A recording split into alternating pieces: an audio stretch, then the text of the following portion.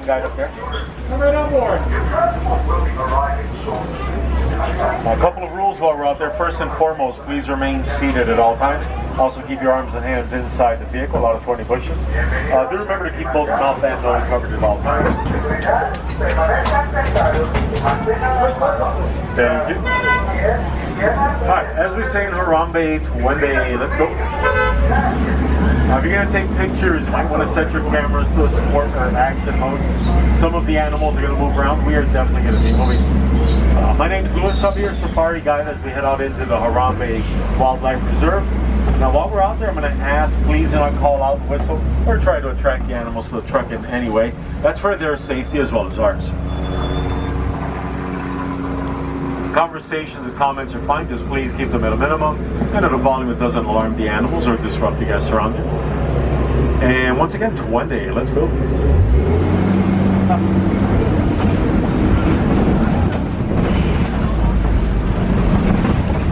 Alright, that was a high-speed portion of our safari. It's over. If you're going to throw your hands up, that was the time. And now that that's out of our system, we're entering the Little Ituri Forest. Here a lot of animals depend on natural camouflage for protection. We'll try to find them, of course.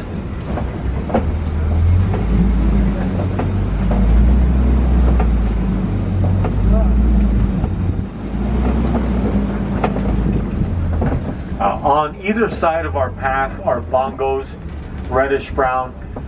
They're known as a ghost of the forest. Even with the bright coloring, once they get into the bushes, they do blend in really well. Right here on our left, this is a male. You can tell because of the darker color on the face, neck, and all the way down the front legs. Now the horns are really swept back and they have that twist to them that lets them run through the woods really quickly without getting caught up on anything.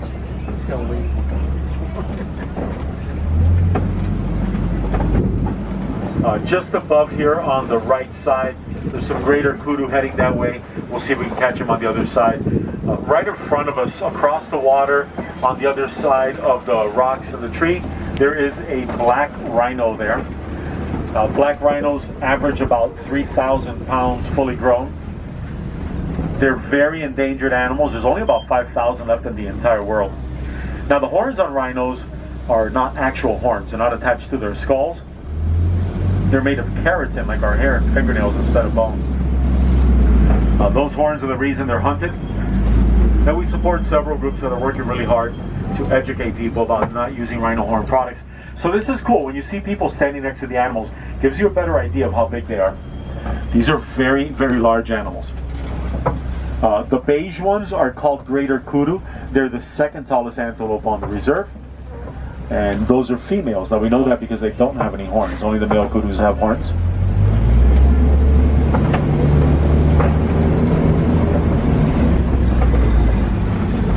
Yeah, it's kind of hard to gauge the size. Now we're also sitting really high up on these trucks.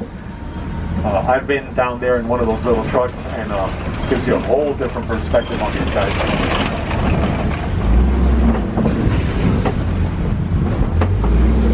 Alright, we are in the Safi River area.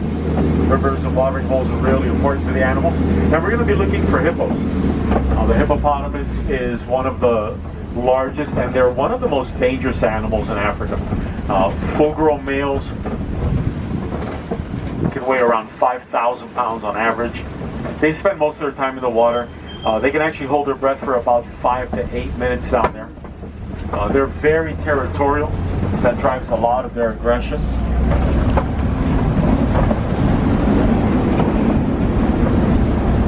Now, if you look to the left, there's quite a few hippos right there. A group like that is called a bloat of hippos. Kind of funny, kind of accurate. On the island, think back pelicans. They get their name from the color on their backs during their mating season. Now, the hippos can swim, of course, but they tend to run or walk underwater, and that does work for them. They move extremely well. And while they don't have a typical runner's body, they are quick on land. They can run up to about 20 miles an hour, and that is much faster than most of us even riding a bicycle. Alright, we're going to cross this bridge. We're going to go poli-poli, that's Swahili, and it means very slow. Nile crocodiles. They're found all over sub-Saharan Africa. And they can reach well over 16 feet in length fully grown.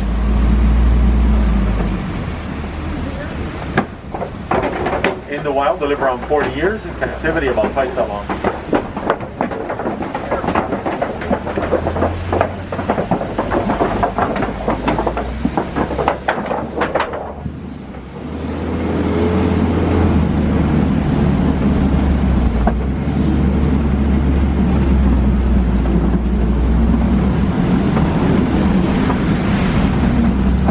Just around the turn on the right side of the path, there is a baobab tree, also known as an upside-down tree.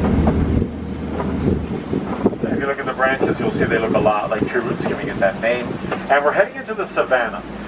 This is home to some of the most famous animals, and the animals shape the landscape with their eating habits. Elephants push trees over for food. Giraffes eat the under canopy of the trees. Grazing animals eat the grass, and all of that combined savannah, that very clean, open looking loneliness.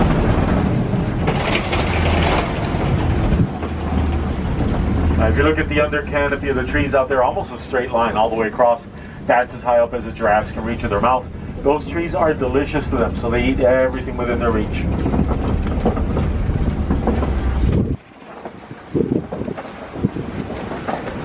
If you look all the way across, there's some Ankoli cattle over there. Watch when the truck goes by. Compare the horns on the big bull right there, all brown, with the people on the truck, and that's going to give you an idea of just how big those horns are. Let's see if he lifts up his head. His horns are over 5 feet long each. Now those horns are made of a honeycomb material inside. Blood flows in there, they're like radiators. These are mountain zebras, also known as Hartman zebras, coming up. They have a very dense stripe pattern across their head, neck, and back. No stripes on their bellies. On the left, look inside the den. Those are African wild dogs, also known as painted dogs. Now, they look a little bit cuddly. They're not. They are the most successful predatory mammals in Africa, more than lions or cheetahs or hyenas. If you ever get a chance to hear them, they don't bark. They sound like squeaky toys. Very, very cute. Makes you want to go over there and pet them. It's a trap, don't do that. Very cute, but very, very aggressive. The zebra's on the right. Look at the bottom of the neck. There's some skin hanging down. That's called a dewlap. There's blood vessels in there, and that helps them regulate their temperature. Now, that's a pretty common thing with a lot of animals like antelope, but they are the only zebras that have that. Wildebeest on either side of the path, gray color. They get their name from the Afrikaans for wild beast, easy enough. They can run well over 40 miles per hour. Ankoli cattle, females here on the left. Again, that bull on the right. They're also known as Watusi cattle, named after the tribe that domesticated them.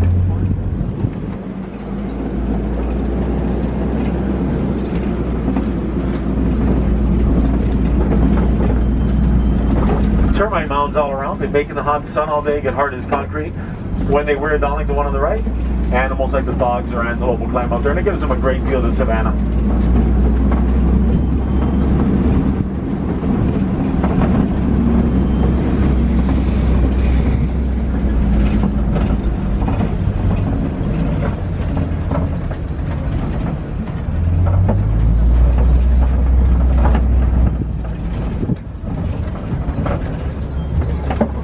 Wildebeest here on the right, they're kind of all over the place.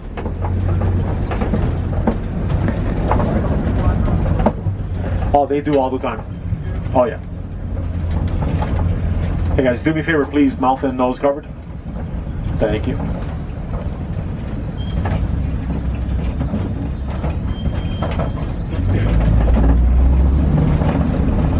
Alright, this is a female Ankoli cattle. Look at the thickness of the horns. As we get closer, you might notice her coat actually has to flare out to be the bottom of those.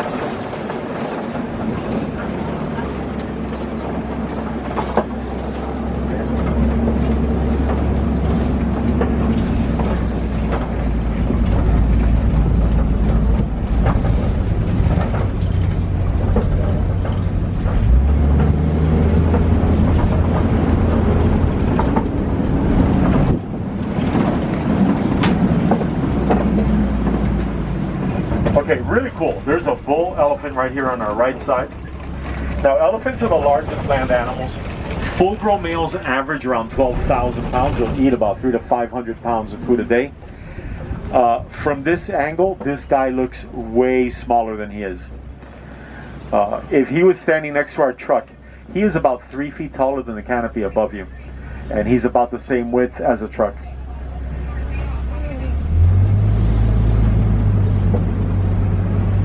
Again, average is about 12,000 pounds. That guy's right around 14,000 pounds. He's a big guy. The elephant herds are made up of females and they're young. When the males reach maturity, they have to leave the herd because they get really aggressive and unpredictable. It's just not really safe for them to be around at that point.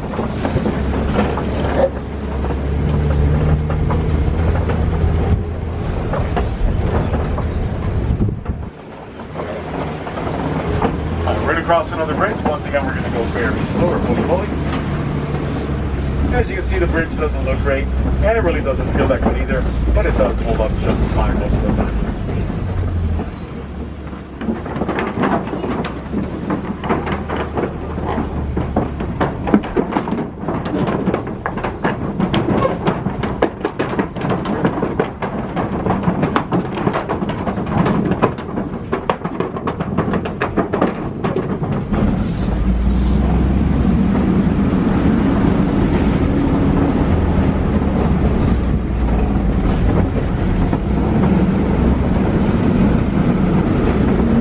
On the right side, there are tusk marks. Elephants will eat red clay, provides them with minerals missing in their diet. It's like a supplement for them. Researchers here at Harambe, there's an elephant right there on the left. Researchers here at Harambe Wildlife Reserve found that elephants are really afraid of bees.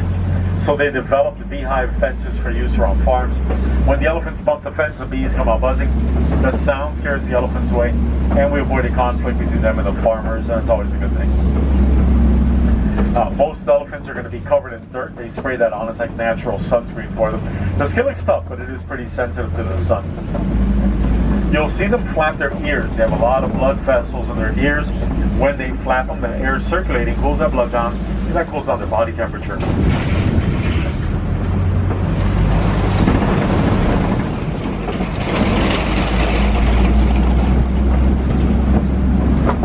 There's a baby elephant right there. That's her big sister right behind her. That's mom in the back. Elephants will live about 60 to 65 years on average. Their childhood is about the same as ours, around 15 years. Or ours is around 17 or 20, maybe 25.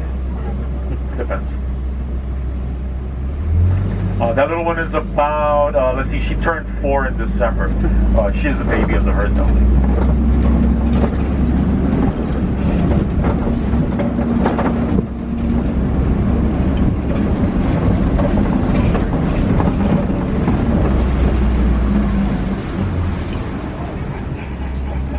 Hanging out.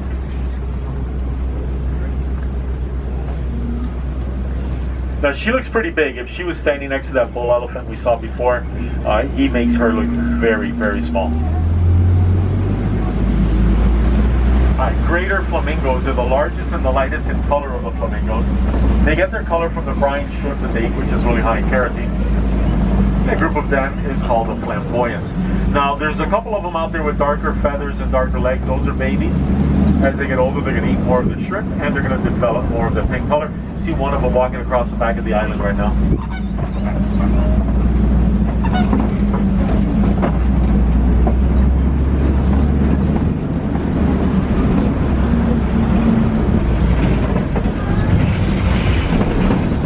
Hey, if you look through the bushes, more elephants that way. All right, coming up on the left, these are scimitar horned oryx. They get their name because the horns look like scimitar swords. Easy enough. A really cool thing with these guys, they can go up to 9 months without drinking water at all. They get their water from the vegetation they eat. Not so cool thing about these guys. My very first safari, as soon as I said that, one of them walked right up here in front of the truck and drank water. Their way of letting me know they can go 9 months and just don't have to. The water's right there. It makes sense. It wasn't personal, even though he looked at me the entire time he drank.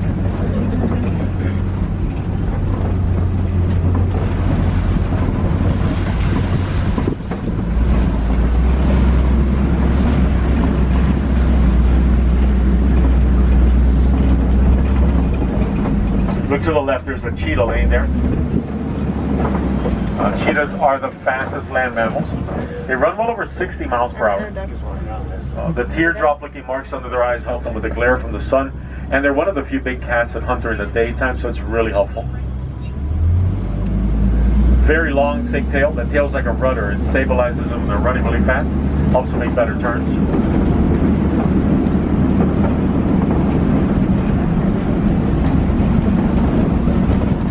Rock formation ahead is called a coping. Predators are coming around or their prey, depending on what they are.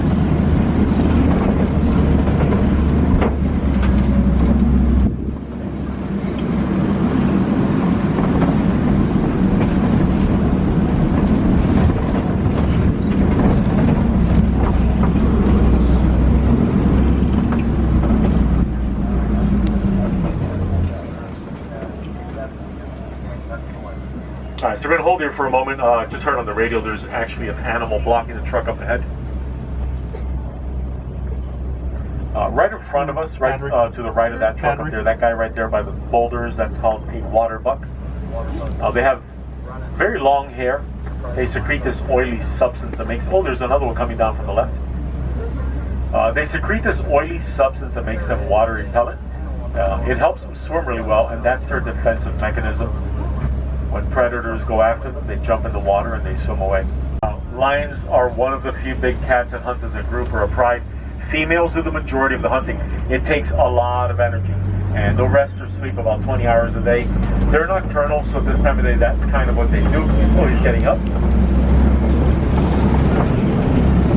They are beautiful animals.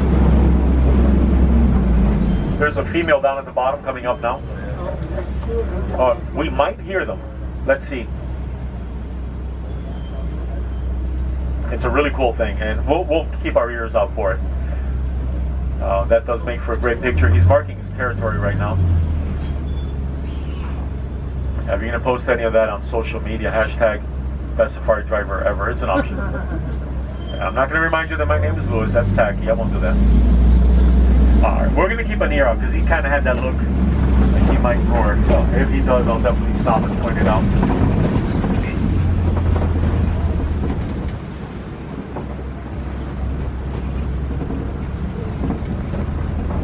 Little Bonzabak right here on the left. This is actually the guy that was blocking traffic a moment ago. Now they were actually hunted to extinction in the wild. At one point there's only about 17 of them out there. A farmer had some on his land, and they were able to use them and start a breeding program. After many decades, they are releasing Bonzabak into the wild. So pretty cool. Nice success for conservation. And it's kind of a funny story, the way what happened. So basically, this farmer had fenced in thousands and thousands of acres. It was a small fence. It was for a sheep farm. Almost every other antelope could have easily jumped over that fence and gotten out of there. Bonzabak are really, really not athletic at all. They're terrible jumpers. They're not very good runners. But in the end, because of that, they're still around. If they had been able to jump very well, they wouldn't be existing right now. So sometimes it pays.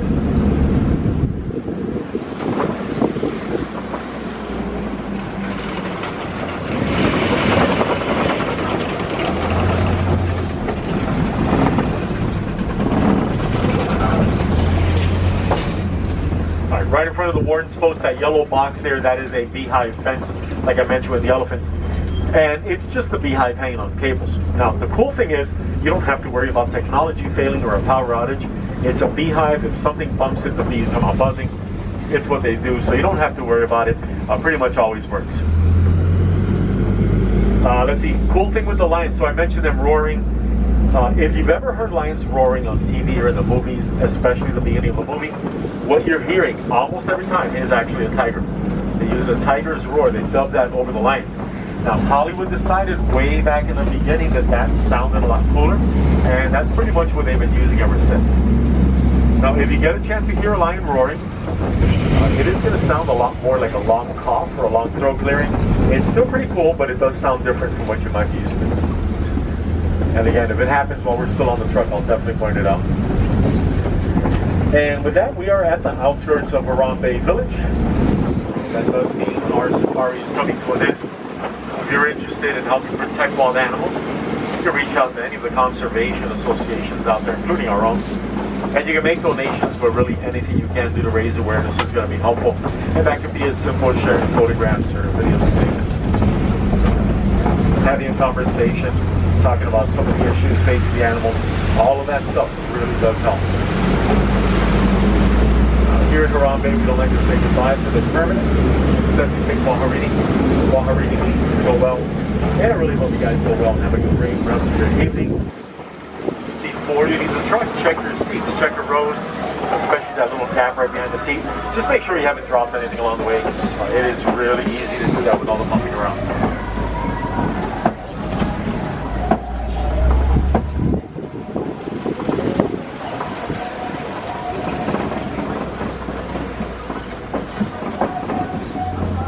Hold here for just a moment until that truck unloads.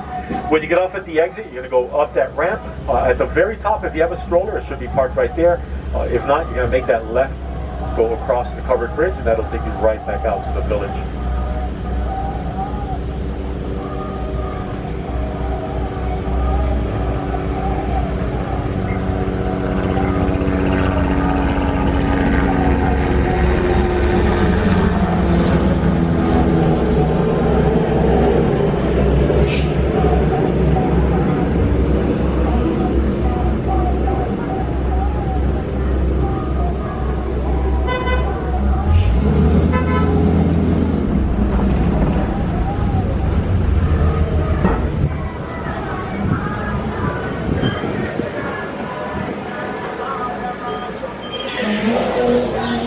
Alright guys, once again, my name is Louis. I really hope you had a fun time on your safari today.